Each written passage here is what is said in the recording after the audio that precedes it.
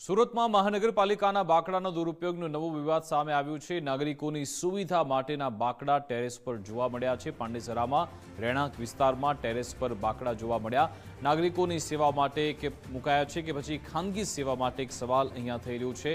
બાકડા terrace પર કોણ લઈ ગયું તે એક તપાસનો વિષય છે। ટેરેસ પર બાકડાનો વિડીયો સોશિયલ મીડિયામાં ખૂબ જ વાયરલ થઈ રહ્યો છે। જો કે ગુજરાત ફર્સ્ટ આ વાયરલ વિડીયોની પુષ્ટિ નથી કરતું। આ અંગે જાણકારી આપશે સંવાદદાતા રાકેશ બ્રહ્મભટ્ટ ફોનલાઈન પર જોડાઈ ગયા છે। જી રાકેશ।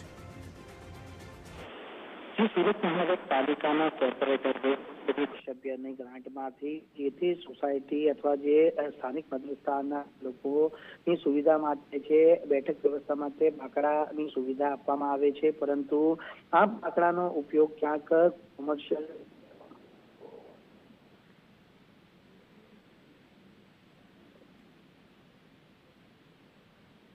બિલકુલ આભાર રાકેશ તમામ જાણકારી આપવા બદલ।